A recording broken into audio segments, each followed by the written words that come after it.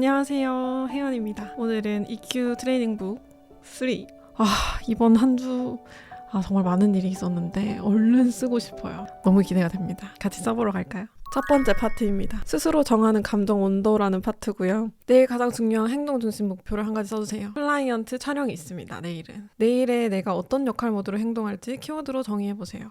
프로 일잘러의 모습이 필요하기 때문에 그렇게 적었고, 지금의 감정 상태, 마음 상태를 키워드로 정의해보세요. 약간 복잡하고 피로감이 느껴지고 부담이 있다. 이게 일 때문에 그런 게 아니고 개인 신상에 많은 이슈가 있어가지고 이번 주에만 한 2번 운 것 같아. 속상한 일도 있고 막 마음처럼 되지 않는 것도 있고 그냥 일은 많고 막 이래가지고 복잡한 마음. 그리고 제가 밤늦게 잠이 들면 3-4시간 되면 꼭 한 번씩 깨거든요. 그게 좀 누적돼서 피로한 것 같고, 그래서 그렇게 적었습니다. 복잡 피로 부담.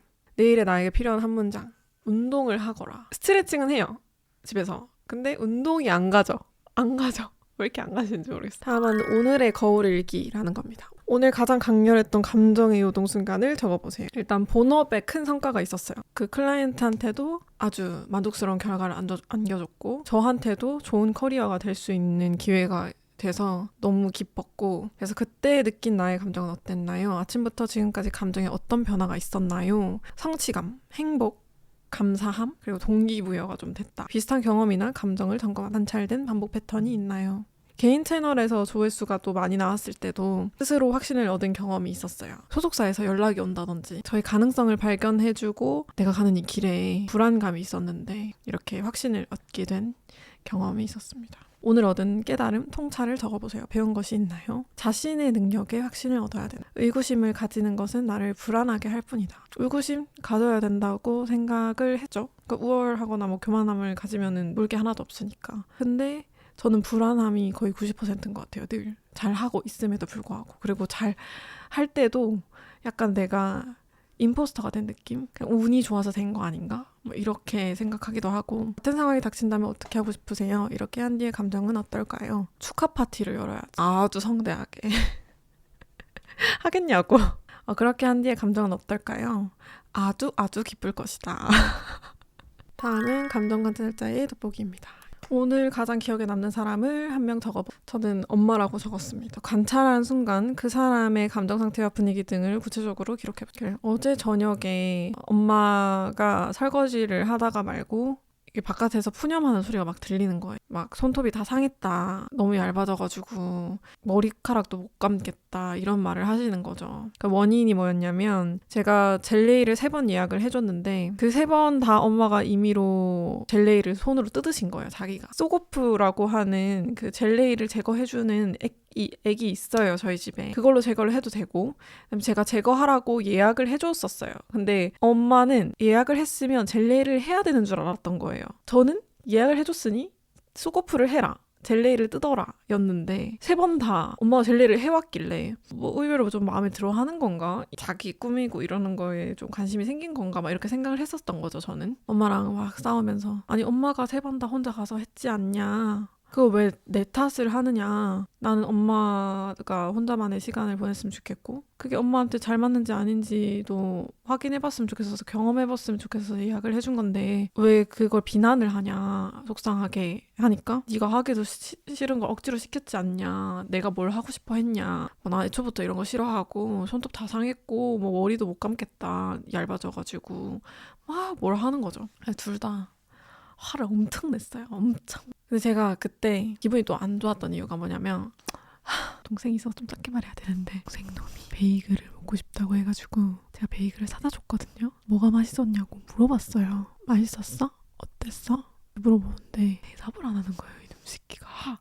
그냥 멀리서 내가 베이글 먹고 싶대가지고 추운데 3만 원치나 사왔더만은 이 새끼가 먹고 입 싹 닫고 맛있다고 말도 안 하고 고맙다고 말도 안 하고. 그래서 제가 너무 열받은 상태였어요.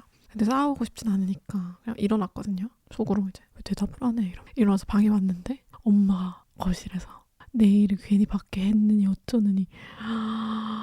제가 완전 꼭지가 돌아가지고 나가서 주원이도 그렇고 엄마도 그렇고 내가 뭘 좋아하는지, 나한테 뭘 해줘야 기뻐할지, 나한테 뭐 필요한 게 뭘지 생각해 본 적은 있냐. 왜 항상 나는 관심이 둘한테 가 있고 둘은 나한테 관심이 하나도 없냐. 아니 어떻게 다들 이렇게 이기적이냐. 본인 생각만 하냐. 아무리 마음에 안 든다 해도 내 돈 들여가지고 엄마 해준 건 사실이고 고맙다고 하지 못할 망정.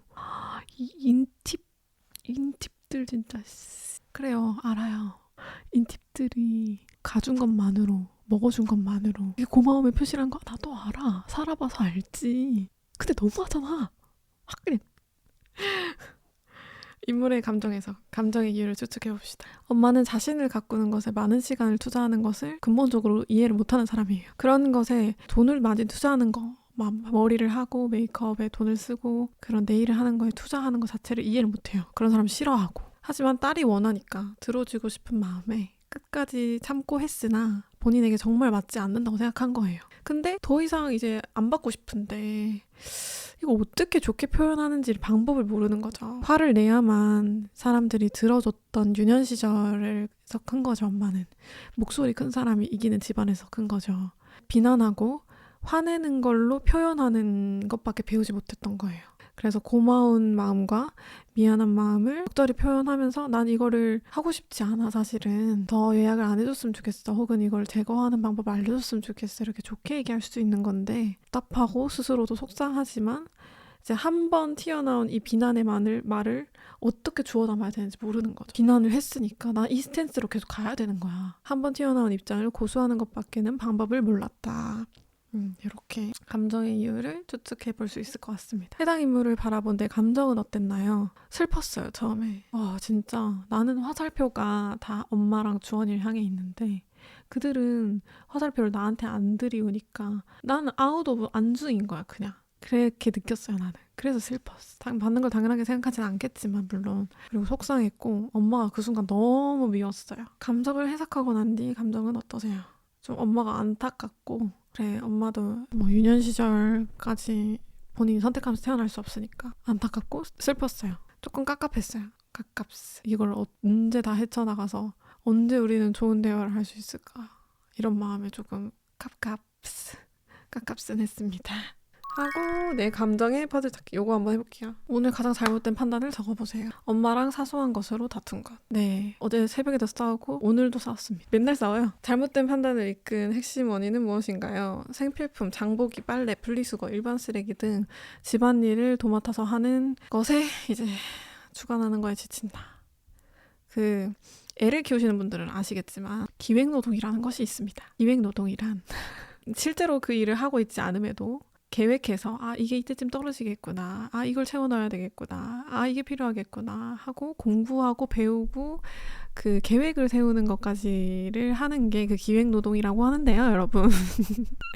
그걸 제가 이 집안에서 도맡아서 하고 있습니다. 이제 다툰 이유가 뭐냐면 그게 좀 쫌생이처럼 보일 수는 있는데 제가 그냥 솔직하게 말씀을 드릴게요. 엄마가 생리대를 제 방에서 꺼내갔어요. 근데 제가 그거 하나에 화가 난 게 아니라 제 속옷이라든지 뭐 화장품이라든지 들고 가서 안 줘요. 그리고 일반 쓰레기 봉투가 없다는 걸 알면 누군가는 사놔야 될 거 아니에요. 근데 이놈의 집구석은 아무도 관심이 없어. 그래서 제가 너무 열받아가지고 한 번에 일반 쓰레기를 50장을 사놨거든요. 떨어지지 말라고. 그것도 몰라. 일반 쓰레기 50장 사놓은 것도 몰라. 어디에 있는지도 몰라. 환장아. 분리수거도 항상 동생이랑 저가 하고 엄마는 관심이 없어요. 박스가 입구에 가득 쌓여 있어도 박스가 입구에 가득 쌓여 있구나 그냥 그러고 말아요. 그러니까 이게 너무 일이 바쁘고 지치고 에너지를 밖에서 다 쓰고 오니까 집구석이 어떻게 돌아가는지 관심이 없는 거예요. 그러니까 이거에 대해서 엄청 많이 싸웠었거든요. 근데 그 트리거가 이번에는 생리대가 된 거예요. 저는 제가 필요할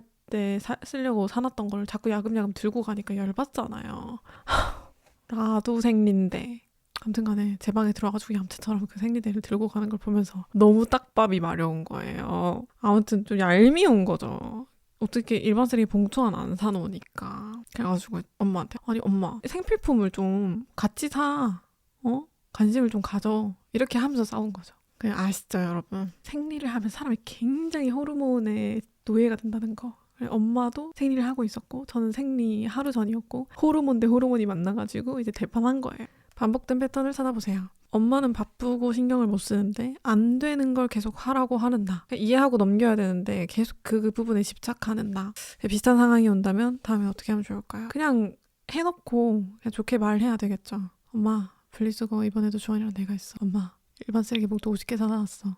엄마 빨래 내가 해놨어. 그냥 좋게 말해야 되겠죠. 좋게. 생리대가 없는데 그렇게 다 들고 가면 어떡해. 그냥 이런 식으로 좀 좋게 얘기해야 돼. 좋게 말하는 게 잘 안 돼요. 특히 엄마한테. 제가 억하심정이 너무 많아가지고 엄마한테 그게 잘 안 됩니다. 오늘 가장 잘된 판단을 적어보세요. 하루에 한 번 안아주고 덕담하기를 집안 룰로 정한 것. 잘된 판단을 이끈 핵심 요인은 무엇일까요? 우리 가족이 점점 살면 살수록 멀어진다고 느낄까? 자기 전에 계속 생각을 해봤거든요. 함께 하는 원동력이라고 해야 되나? 삶을 이끌어가는 공통분모? 뭔가 같이 하는 게 하나도 없으니까 멀어지는 건가? 뭐 이런 생각을 한 거예요. 이걸 어떻게 하면 개선할 수 있을까를 계속 생각을 해봤거든요. 반복 패턴을 찾아보세요. 제가 관계 개선을 하기 위해서 꾸준하게 도전하고 노력하는 나, 용감하게 용기를 가지고 이렇게 해보자 제시하는 게 항상 저니까. 매일매일 앉지도 않았는데 서로 갑자기 앉자고 하면 뭐야 진짜 안 해? 이렇게 할 수도 있잖아요. 근데 그 거절할 거를 감안하고도 도전. 이게 도전이죠. 오늘의 판단을 습관으로 확장하기 위한 구체적인 실천한 것. 속상해도 계속 도전하는 마음. 거절받았을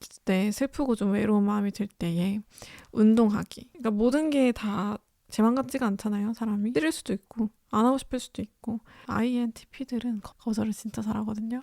그런 거절을 들었을 때 많이 슬퍼하지 않고 빨리 일어나서 툭툭 털고 그런 거 싫으면 그럼 이렇게 해보자. 그리고 여러분 진짜 대박인 거 알아요? 하루에 한 번씩 앉기 이거 하니까는 무슨 변화가 있었는지 아세요? 동생은 객관화를 잘 못하고 있는데 제가 발견한 게 뭐냐면 엄마랑 저랑 티타임을 종종 가지거든요. 요즘 티타임을 가지면 동생이 옆에서 턱걸이를 합니다. 얘가 주변을 어슬렁거리는 거예요. 우리 말을 듣고 있다가 웃기거나 자기가 할 말이 있으면 해요. 저 멀리서 메아리처럼. 그러니까 듣고 있는 거죠. 귀가 이렇게 열려가지고. 그리고 엄마의 변화는 뭐냐면 조금 부드러워졌어. 저한테 고맙다, 사랑한다 이런 말도 많이 해주고 엄마가 했던 말 중에 가장 감동적이었던 거는 요즘 최근에 너랑 살면서 참 많이 안정감을 느껴 라고 하는 말이었어요. 좀 울림이 있더라고요. 내가 노력하는 것들이 헛되이지 않은 느낌? 그래서 기분이 되게 좋았습니다. 그리고 진짜 의외로 안 안아줄 줄 알았거든요. 동생이 남자잖아요. 되게 내외할 줄 알았는데 안아 이러면 안고 덕담 빨리 덕담 이러면은 한참을 안고 있어요. 속에 없는 말을 못 하거든요. 그러니까 말을 고르는 거예요. 말을 고르느라 진짜 5분 동안 안고 있었던 적도 있어요. 너무 귀엽죠? 너무 귀여워. 저는 그냥 빨리 대충 얘기해. 그냥 아무거나 얘기해 이렇게 하는데 말을 고르더라고요. 그러면서 고맙다고 한 적도 있고 그리고 일하는 모습이 멋지다고 한 적도 있고 뭐 제가 막 밥을 해줬으면 그게 맛있었다고 할 때도 있었고 되게 기뻤어요. 그래서 혹시 관계 개선을 해야 되는 분들이 계시면 미친 척하고 하루에 한 번 안아야 되는 걸 룰로 정해보세요. 사실 저는 반강제적이었거든요. 내 생에 가장 잘한 일인 것 같아요. 완전 큰 변화, 단기간에 큰 변화. 동생이랑도 엄청 친해진 기분이고 기쁘지 않아? 지금 나의 기분 어떤가요? 토닥토닥 나를 안아주고 싶다. 너무 잘했고 고생했고 너 지금 잘하고 있다고 말해주고 싶어요. 대견의 손혜원 잘하고 있어. 언어 근육 만들기로 넘어가 보도록 하겠습니다. 한 문장을 3가지 어조로 표현해 봅시다. 오늘 생활하며 들었던 말이나 했던 말 중 마음에 남았던 말을 적어보세요. 제가 그 베이글 사왔다고 했던 그 빵집 있죠. 그 빵집을 제가 진짜 자주 가거든요. 오늘 무슨 일이 있었냐면 이흥용 빵집인데요. 이거 말해도 되나? 근데 좋게 끝났으니까 말해도 되겠죠? 부산에서 유명해요. 명장이 만든 무슨 빵집인가 뭐 그렇고 거기에 빵을 사서 옆에 있는 커피숍으로 넘어가면 거기서 빵이랑 음료랑 같이 먹을 수 있게끔 해주거든요. 거기 갔는데 제가 그 메뉴를 다 먹어본 게 아니잖아요. 맘만 자주 가더라도 먹는 것만 먹잖아요, 보통. 그래서 제가 모르는 메뉴에 대해서 좀 물어봤어요. 직원분이 불친절했어요. 응대하는 내내 3-4번의 질문에서 어떤 식이었냐면 이거는 아이스가 되나요? 이렇게 했는데 네, 그거 아이스만 되세요. 이런 식인 거죠. 어조라고 해야 되나? 말투라고 해야 되나? 그 유자 밀크티요? 그거는 아이스만 되세요. 이게 아니라 네, 아이스만 되세요. 이 눈빛으로. 그걸 한 3-4번 듣다 보니까 내가 왜 기분 좋게 차 마시러 가서 갑자기 아침부터 이렇게 기분이 안 좋아야 되는 거지? 이런 생각이 드는 거예요. 여기는 원래 응대를 이런 식으로 하나요? 진짜 딱 이 톤으로 이 표정으로 얘기했어요. 여기는 원래 응대를 이런 식으로 하나요? 말투가 정말 듣고 있기 불편하네요. 이렇게 얘기했어요. 그렇게 하고 직원이 얼굴이 막 빨개지더니 마스크를 쓰고 있었거든요. 빨개지더니 그게 아니라 이러면서 막 갑자기 제가 강하게 나가니까 약해지는 거예요, 상대가. 저 그런 사람 진짜 싫어. 그냥 좋게 했을 때 상대도 좋게 해야 되는 거지. 강약 약강 그거 진짜 싫어하거든요. 불편한 기색을 내비치니까 그제서야 죄송합니다 이렇게 하는 게 너무 보기가 싫은 거예요. 예전에는 그렇게 대놓고 말하는 성격이 아니었어요. 내가 불편함을 겪었고 속상함을 겪어도 말을 못했어요. 그리고는 하루 종일 기분이 나빠 있었겠죠. 대처를 못했으니까 그때. 지금은 불합리한 거를 말을 할 수 있게 됐다는 게 제 자신은 엄청 기특했어요. 사실은 그 세네 마디를 듣는 동안 말할까 말까 엄청 고민 많이 했거든요. 아니야, 참자. 여기 자주 오는 데니까 얼굴 붉힐 필요도 없고 참자를 한 참을인을 3번 했어요. 근데 마지막까지 불친절하길래 말을 한 거죠. 저는 용기를 내서. 사실 상상을 했어요. 저는 이미 그 말을 하는 상상을 다 끝마쳤고 그다음 안 하기로 마음을 먹었는데 끝까지 그렇게 불친절하니까 말을 해버린 거죠. 이건 말해야 된다. 이거는 이 직원도 알아야 된다. 본인의 말투가 어떤지. 그래서 그냥 얘기를 했어요. 그리고 올라왔는데 앉고 나니까 심장이 허버허버 겁나 뛰면서 땀이 막 나는 거예요. 그 밑에서 직원한테 긴장했던 게 그새서 풀려가지고 막 허버허버 하는 거죠. 심장이. 내가 말을 너무 딱딱하게 했나?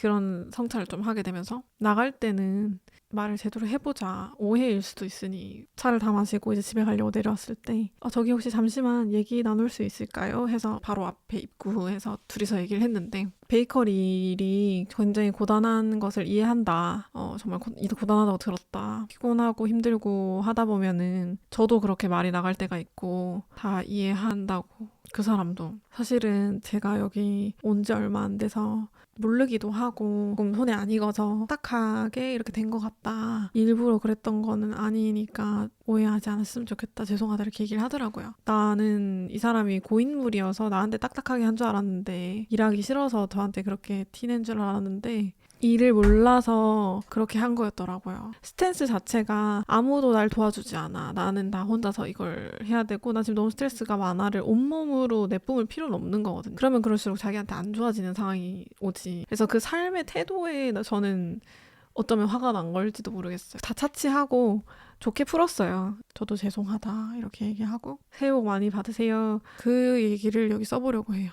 여기는 원래 응대를 이렇게 하나요? 말투가 듣고 있기 불편하네요. 이 말투를 3가지로 조금 바꿔서 말해볼게요. 객관적으로 말하면 이렇게 말할 수 있을 것 같아요. 제가 메뉴를 잘 몰라서 여러 번 질문을 했습니다. 혹시 좀 바쁘고 혼잡하신 것 같은데 조금 이따가 주문을 할까요? 이렇게 말할 수 있을 것 같아요. 부드럽게 한번 말해볼까요? 공감 위주로 온유하고 온화한 어조로 말해보겠습니다. 여기 매니저님이신가 봐요. 처음 뵙네요.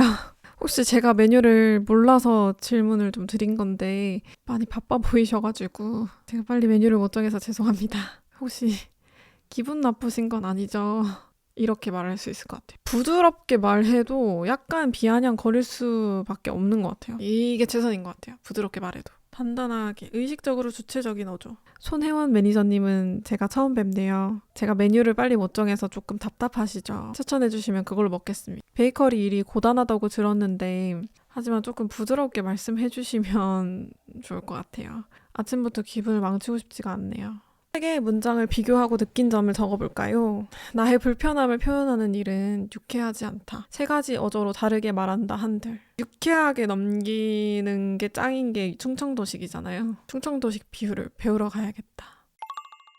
저는 EQ 트레이닝북 시리즈를 연재하고 있고요. 저의 일상 이야기를 담고 있습니다. 성찰하고 감정에 이름을 붙이고 이해하고 그걸 말로 풀 수 있는 그런 컨텐츠들을 제작하고 있고요. 감정의 발견이라는 마크 브레킷의 책을 굉장히 추천합니다. 내 감정을 남들에게 꼭 다 말할 필요가 없다라는 걸 어렸을 때부터 배워왔기 때문에 교과서에는 없는 내용을 다루고 있습니다. 저는 이거는 어린아이도 배워야 된다 생각하고 다 큰 할머니, 할아버지도 배워야 된다고 생각해요. 내가 어떤 감정을 느끼고 있는지도 모르고 내가 이 행동을 왜 하는지도 모르고 무의식적으로 누구를 내가 어떻게 생각하고 있는지 이런 것들을 객관화 해본 적이 단 한 번도 없다면 마크 브레킷의 책에는 어떤 내용이 있냐면요. 창의력이 있다는 것은 지금과는 다른 선택을 하는 것이 바로 창의성이 있는 것이다. 그것 또한 창의력이다 라고 말씀을 해주시거든요. 우리가 살면서 늘 해왔던 선택이 뭔지 객관화를 첫 번째 해야 되고, 그리고 두 번째로는 내가 이걸 다르게 어떻게 해볼까, 더 좋게 해볼까를 선택한다면 창의력이 충분한 사람이라는 거죠. 이처럼 내 삶에서 다른 선택을 하려면 우선 내 감정을 알아야 되고, 이 상황에 대한 판단력, 통찰력이 있어야 되고, 그리고 그거를 관계에 있어서는 말할 줄 알아야 되고, 근데 그 말을 할 때도 상대의 감정을 이해해서 말할 줄 알아야 돼. 그리고 그거를 능숙하게 잘 할 수 있게 되면 관계가 변화하고 삶이 변화하고 내면이 변화를 한다는 거죠.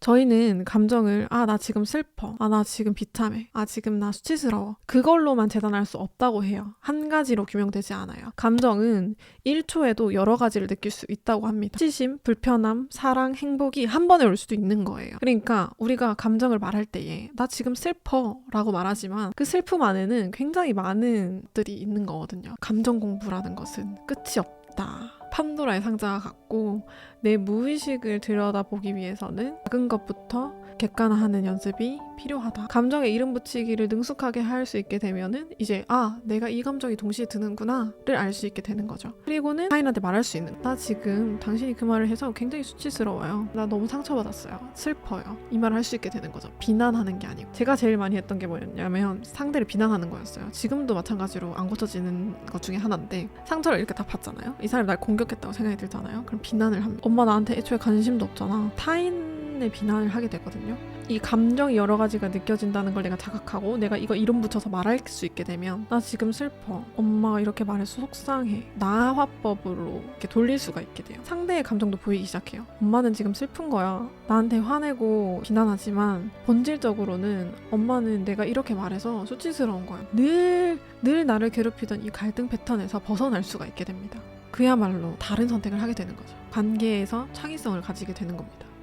제가 저 책을 잘 갈무리해서 콘텐츠로 만들려고 하는데요. 그 콘텐츠도 많이 사랑해주시고, 여러분의 일상도 저와 크게 다르지 않다고 생각해요. 물론 저보다 지혜롭게 현명하게 대처하시는 분들이 많겠지만, 아무튼 저와 비슷하신 분들에게 도움되었으면 합니다. 그럼 저는 이제 물러가 보도록 하겠습니다. 즐거운 한 주 보내시고요. 뭔가 좋은 감정이 많이 느껴지는 한 주이길 바랍니다. 끝까지 봐주셔서 감사합니다. 새해 복 많이 받으시고 다가오는 설 따뜻하게, 행복하게, 풍요롭게 보내시길 바랍니다. 옆집 혜원이었습니다.